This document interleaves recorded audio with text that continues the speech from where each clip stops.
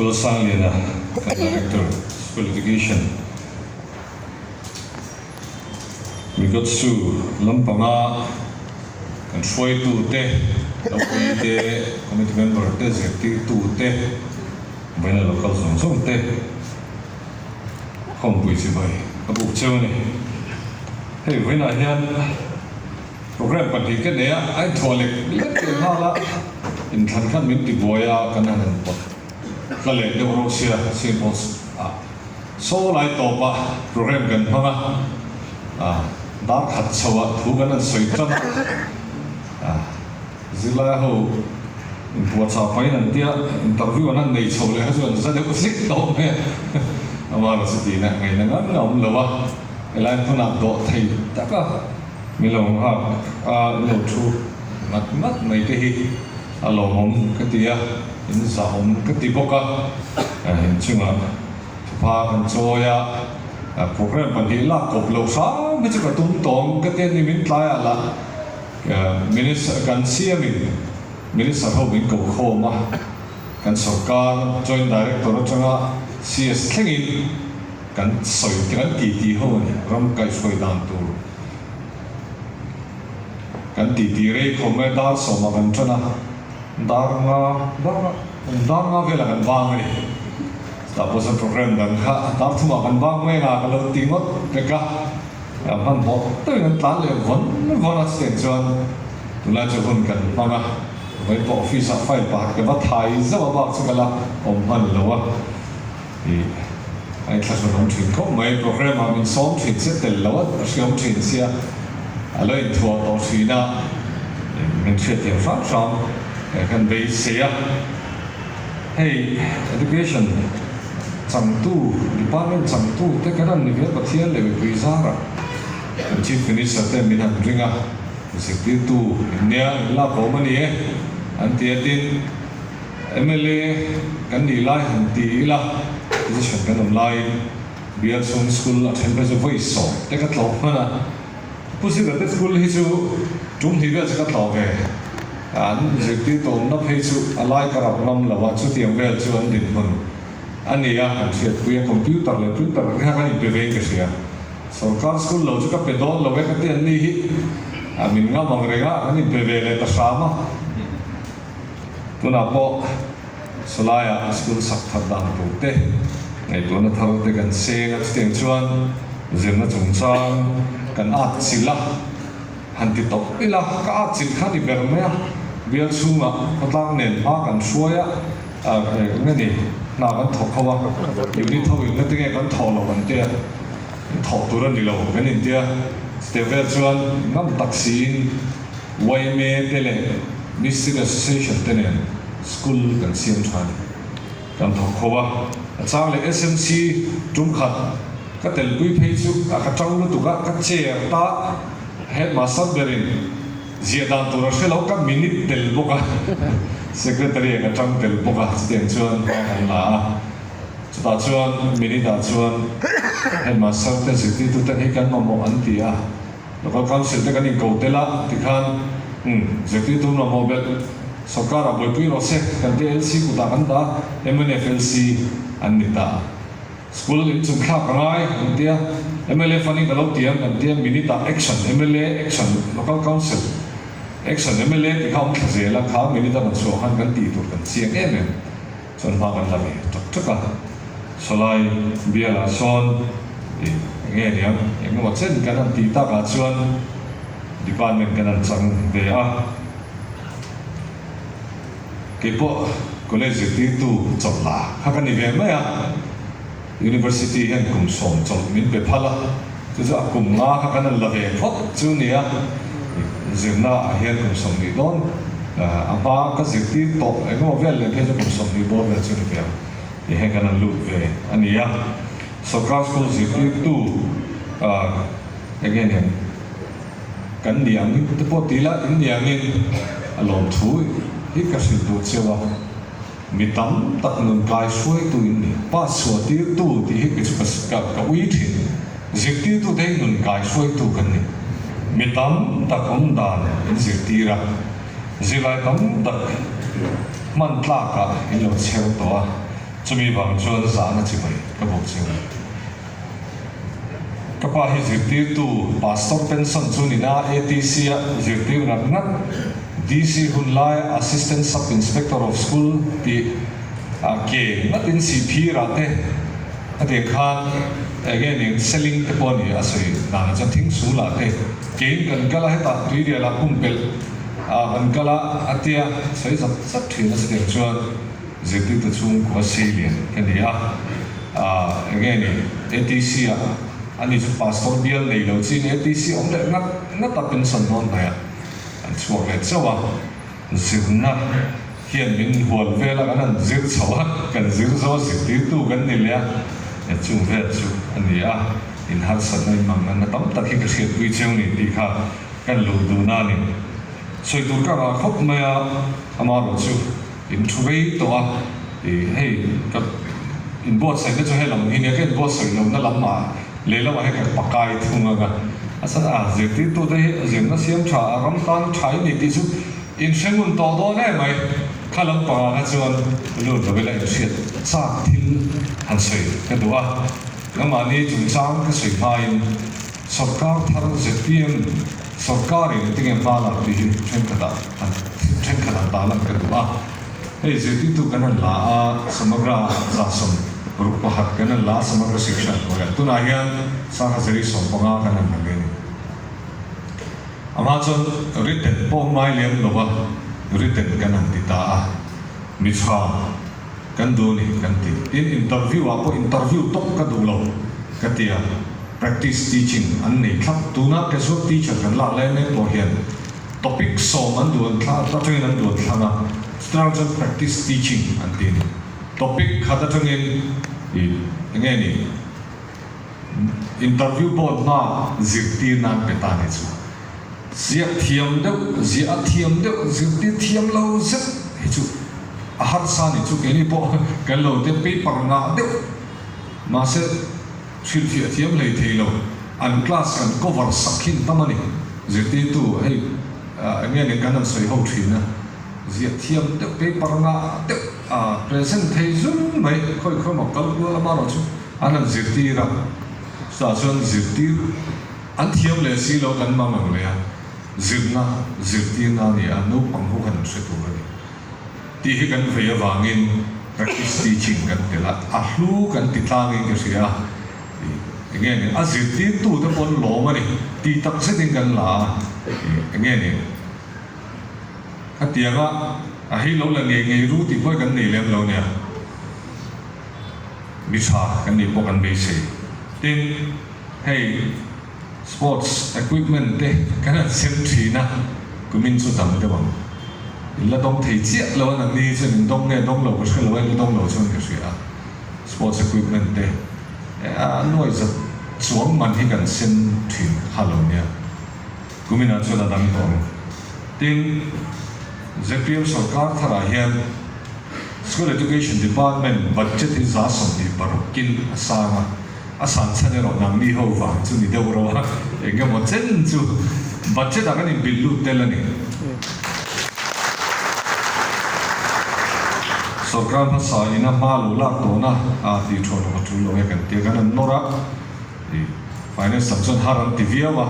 amara kan chief minister hin da vi email sia zirna ane chon chani la na ti a budget za som ni barokin apuna higher page za som thum pa ne na pungani college lampang tuna hian kumina hian project da hian deal na kan thelu to kan budol nge chu ka shelo chu ka soilo duwa kan budol le do lo ka shelo wa amaro chu chief minister office chana lo thelu jo ti order kan don bo su yan ni le ro chu ka thre na ai PMJV kia school som group le pakwa sak that na duran thelu top me chuan nesits kan tia nesits OTRI ta chuan school som sari le pakha kanan ti le atin na part a school som panga in saskin boya khan teachers quarters punza som lia sakat tum mo tiang chuan ro man na kal ne ka sayang khan helaya ke ni na minister ina kan tui pui vut ba ka hian kan chief minister te kan finance minister ni bok ina min tui pui hi ngai kan tui tlanga siang chuan tun sarkar hian zirna hi nei sakani ti hi kan ta lam support tu a nang nia in chung chang han lu tai la lu hai du kho mai office kan lo chuna car khat vel ka chu in file ka chaya ka kalda pia ka kenga a cha bok sia kan nu phejan ning kho mai copy thi nei me ro ina da tu le office tu ro dia a chu ling ka khalem si lo ka bek la hen ka khai ko la di vel la cha khan ni le sia chu da chuan ti mai note ken sia ma tiếng là bằng research thì chỉ cái lâu nia real đặc mấy khăn in chúng ta thì khả năng xí ra xuân ri ở hiện lâu notification ở hiện cabinet meeting in apom to na notification khen lâu xí cái lâu notification à khá xuân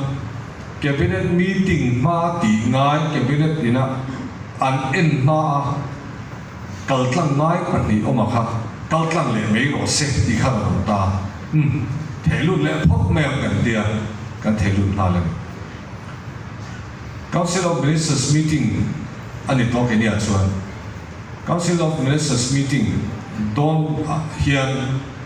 ngai to tu ron chap so don hen athil ni le poisa thila chuan DPNA le finance kaltlang nge tu ron Sokang masa ni kum September ni somni pasaria meeting akhan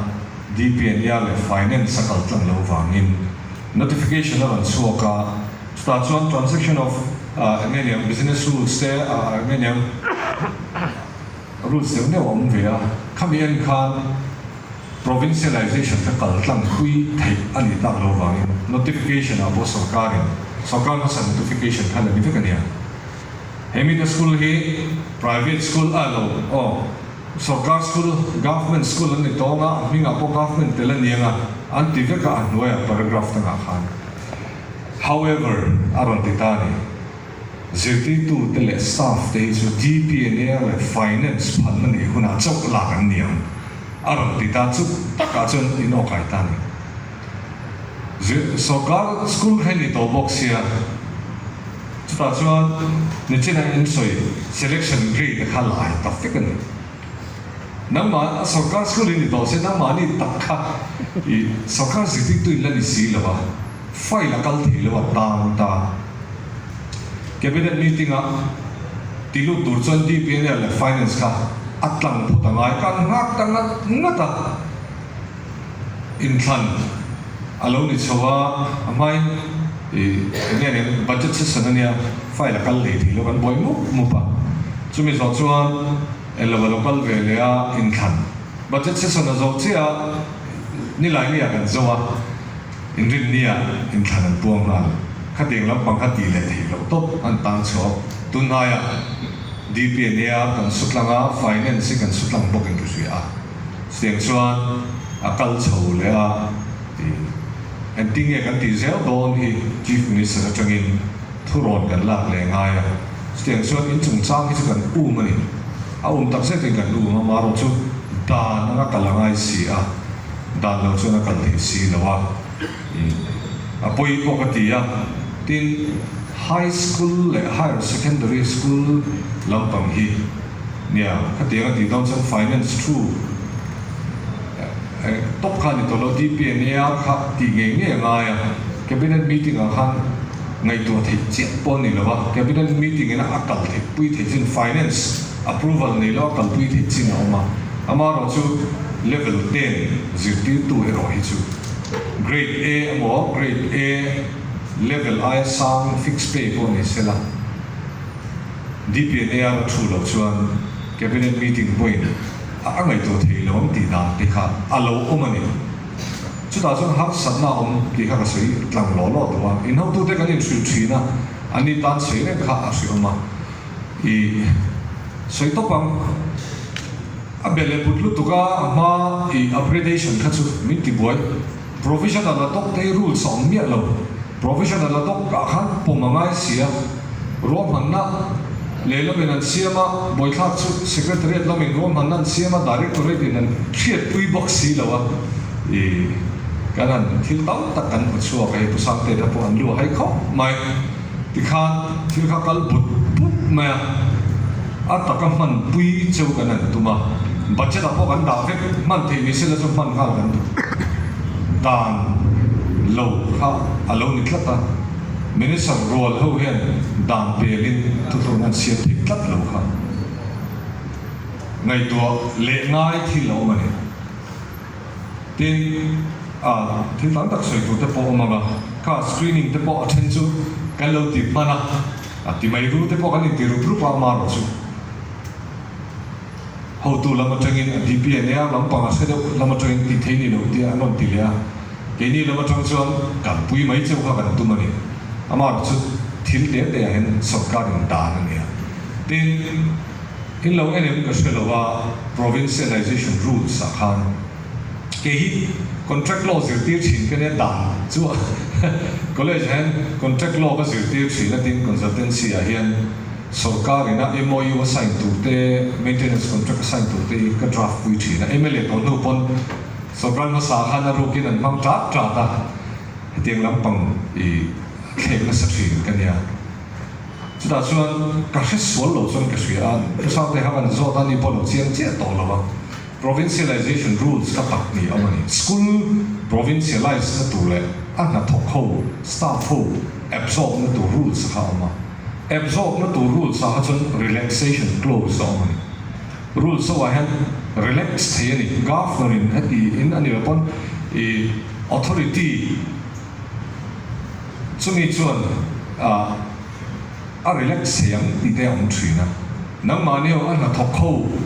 relax na to ra kha chuan provincialization a chun staff ho kha chun relaxation clause ma school ai ro kha clause on ta lo kha pui boka các cái số lượng cái kalau maya kalau nghe nè kalau cái này chun mi lo ngai kam ula khati ni khachuan school hian building a mai na nei tur ani school a hian mi subject again hian lo khata hian mi somthi panga nom tur ani somthu manom tur ani ti zong kha aum ve ka khami relax na kham ta si lo chu chu deep ye ya hian zona rong zok ta ngat mai ni hei tur han zong ta就har san na kan to an ekpon ro se again relax ani ngai tuam kan tia tu na han ma kan la be kan chu te kan ti lo chuan dan ka se han ke ma ni dan kan siam ni som hi le pat ni september a khan dan siam ni rules ti chuan ni kum september ni rules ti chuan ya ni som hi pasaria cabinet meeting nei ani council of ministers meeting anu ninga meeting ni ania khata khan takman thei tatla order chu swak vek notification chu swak vek at takman don khan ama che ninga ti chu rules kha relaxation clause ti zau se chu nang ni tan hian call in top chu chu ke ni hian ngai tu that le nga ya chim chon ma kan la ni lam sam e de po kha notification ti swal pal ania lam sam alu tho tur ho kha kan share their simata notification hello in ula higher secondary school re patana ti chawa middle school le high school le higher ina an don vek to notification khati so palania kha po kha siam tha ngai chu kan upgradation kha chu lo he ten nge ti fel ngai kha on tu ka tla che chu in ti to bang min holo ra min ho po ne sela min ti boya mai ka sai ngam tur po kan ing ka sia tlan se chung in upgradation ha kan kal puya pu sang te chu alo ti chok tu vel helu tu khan ni deu mai kha kan har sat pha ni se so la han ka soi ngem o ka te ka soi lo zo ka in bei amo so kan ma sa wat soi chia ta mo engam wat ti ma chan te de opposition leader ne pu chan te va be nam po trong cái video mấy thì mà đó số các cái sai na alo ti to te hat tiếng á han soi bôi han soi xem bắc có cái gì chủ tỷ lệ đâu cái này mà đó chú năng ni ho rồi là cái chuyện in xét về ngay cái gì thiếu khắc cal đốt tu ra han in base gì mấy thì đàn nếu nó ở trong ngay không sẽ cái này chuyện gần thiệt tốc xong gần thì DPNR kan sarkar December thakan lu halang DPNR po kan sarkar na level lo file kan tikal na ni atang rei ta hapuya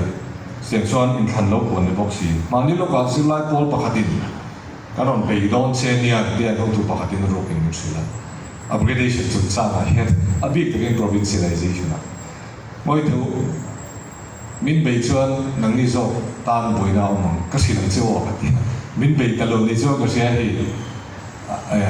ban tlosaning karon sang don chewa na mani tan Israel nga yang tilo mai ko kanin dia siang chuan zilai pol pakhat po kaloi sifia to hin chung changa hian intihad to lu tu an manga lu tu kan dia an manga kan sia to wangi lo kan bei na sa threng ni chief minister na tum pi ka tlang phe to he tum khat phe chu kan director te ne he kan tlang phe ni nang ma ni chung changa wa ke po ne siang chuan kan phe von von thei to kan chuang kinh nghe cần xem te cần hậu tu te inan di dan tu te le finance sector kinh nghe rong kal chuak ti kala shelawa va so reng thei hi ni big lawa amaro chu atha thiang tar hi chung kal pui cheu kan tuma kat nghe niang finance support cái lo thiết bị phụ te kan nei chu budget ta hai lo om man lak to me budget ai lo man lau to kha ke ni chan tran fu a ban ma he budget on vek to allocation on to hi chan sarkar hi chuan budget he to mo allocation la khating chia kan to kha chuan thi ol sok thina poisa in deal chu kha all of finance a chun sum amang em tinge ti niam ti kha an ngai to nya finance a chun du chuan he sum chu ma long budget a on to long ti kha kan tran chan ani ve tlat sia anh là finance support lưu hai khó mai rõ là còn rõ là chuyện anh tiếng nghe thì financial implication thì anh tia nói sang thông dần thì về là organization thì đã áp dụng được ha chứ bao nhiêu thì nghe so cao bao giờ học về được được rồi chung về chú cần định hướng là gì à các hành siết xa các nhịp bộ cái nga hay là cái nhịp tiền cái chú anh lâu bốc cái thiệp lâu hành thì nghe hành hồi sân đâu mà cái mà đâu thì in sifia atia soi ho mai ka sia thiam ta na ne ka du dan po nia so de support zone zone tam tak te palom mai the nge ni zona ka kan dong rti ko kan dong mun khop mai kan sai mol mai ni kan en pui he sa he ngam ta no chang mai ru ti ka nga khan a thei a chai kan thei to kan sai kan be sak siu ni ma kan lak sak siu ni ti kha kan ta la na chung ya chan du to tai la hei in thana zowa sarkar ko mu mali na kal chho ka la thei do na thili chu lum chho don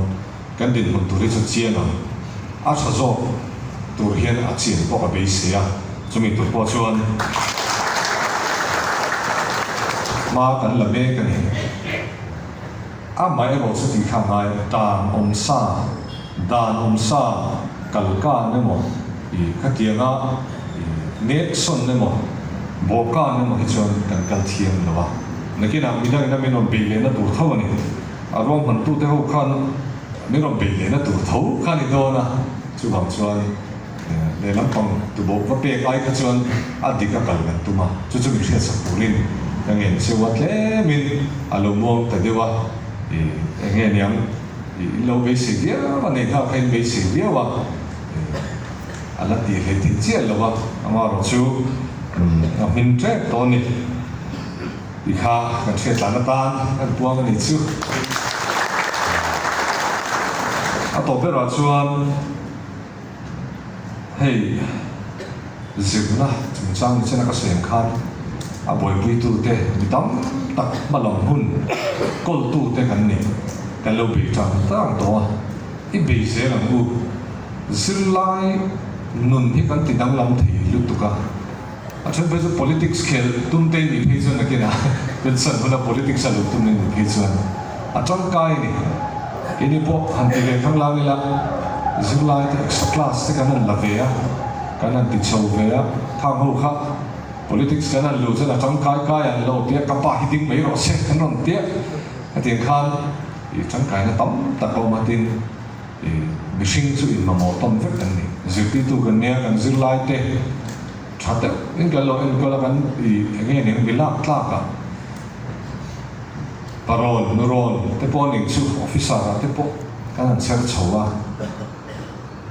zirti tu kan ni reng lo so kan ha kan ni reng lo lo kan ni reng lo in mamo hun kan ni tlang mania na thok pakhat ka file chung changa kan email ate mai file ka kalpuya bank ka thokani thunga bank kan ya karan minister ta bank ka sunda tu chung changa khan soi chu non nei pui turin non ti ma se ka pa kha chung kha chu ka lo na thil an lo kat dik lawa ke ni kan chut na saru pui me se commerce ti tu kan ne a dik lawa ni ka te ya le kha ne justification ka kal sa pa ding chu min en saka adokana the phe ni chu asana ni a se to lo mai te chu pa chu amaro chu bank pakhat chung changa ale an mani kha nge ni consultancy do ten do ti kha mi chung changa non lenga siat rei chu all khop mai ka sei chok ne lo ma se kap pe lo chiang khop mai ka tiang thil kha chu kan sei do chu kan din hun hi ngai reng don lo kan silai ho te hi kina chun kan pu te pola ni thea thil mamo kan dil tu te pon la ni thea kan fa te kha an he nan lakal thi boka chu wang chun kan silai te hi tu kan u ma lo chu hlau tu chu ni chong lo sem pu ne la sem mai tu kene po college ti tu kan ne tung kha chu ni sori du mia ka te ka kan ning lu tok to chuai lo lu tu phone da ro di po khoi lui la trong box si kan pa sa login phone kan man sak to box ya kan tiang vel te kha chu kan tong thau ama ro chu zirlai te kan tu thian kan mangaya kan enkol that thian bilak tha ka anon ding chowa nakina ke ni ta an chang kai le tani an chang kai tak setani ti kha ke mani ba kan fa te pon na chang kai pi don chu mi se re chu chuan kan zirlai te hin ko ru tin ke ni ba khi zoram siam tha tho kanam lo kan halamai nge ne zoram halam hun hi kan ru tai na tani kan thil nei hlut nge na chang te kan thri ta environment chung chang te kan thri tamangai zirti to kan ei kan fa te school an han kala interest ve kam ke ni po chang che tak me hi kan la nia pui ta ka ne pa kan sei lo kam ri to hiu na ke mele tir khan kan ma pa hi ni lawa kan bu ka kazan to sal la ron lenga ka om lo wa thing pui sen hang le ko tai lo pe a kan fan u po ber kum rian mi khan na te pan hi ko wa so kan ni leng pai kan ko tai hi so do na tia an vadin chila le pa han ko tai la mai la sak zela ei zo piang kha u ber kha ta pe a an din huala kha la le ro hi ile tu mania tia ti tiang ve so nan chang che ve ni ei zo ta vek le ha ni za ra on leng le kan ma pa chu sai chuak le ha la chu tiang rual nei chu kan nia skula anan kala kan misti dan ni lo kan sa ti dan ni lo ti tlat mai ni an vong ket lut sa te miste na an so an si la ka sta chun ki ni hian kong cha thu cha ni tin kan kola rei tak kan kola kan si tu ra ni chu kan mo phur na ni le sir na ba ka hian kong cha chai i kan si le tu ra ni tin nge ni school at the point system cha bol ho pai dan te environment chung chang te in thil tamang ka college ho ve na chun senior ho hian thing hi anan ngai poi mo me khu puc jo mo tup mai ni kanin hlan chon chu zirlai pakhat do chuai thing pakhat ki ha sa zo tur ni anti rock me chu kanin hlan chon ani development atan building sakna chu kan mo thing ki chu kan nei tho ama ra chu mun takin atlem theyang per ki dan kan nei to a project po thing a ki thlem dan per kan nei to kan in hlan chom ani zirlai te pun an thre mai ti kha chuan chu school a hin in zirti ramu kan zir na ba ka hi ai ubaza te ka ti ha kan in zirti the ni ha tun ha ya kha mai an si dan vel video viral a pui ke ti kha ti kha life skills kan in zirti rangai drill ru polo ha the khamia kan in ting ye ni ya engam basic first aid te pot tu mani lo to pa inte ti tu nge ni ya a kong chen te phe thola phe ko te phe lan ma ni han ben hak te mo kha tiang si am te thok the zong han tiang ho te si kha tiang school la tang hen syllabus ba ka hin zirti ramu tu na hen samagra no ya hen mi ron pom sak tai ke ria minute a fulin da chok che lo ba in to de high school a kan in zirti le dona pilot project in kan kal puya helai kan syllabus ba ka hen kan tu ma chu zirlai te hian high school an kala zirna in an ra ve shim shim chuan an pass mo pass lo emo mani getting thei tur khopin an poison tur ani zirna hi na zong tur a in sual na ni lovin milak tla mi in to del in sual chona tur tan kan hang tur ani ti ZPM sarkar philosophy kan ni wangin kan kalpui chana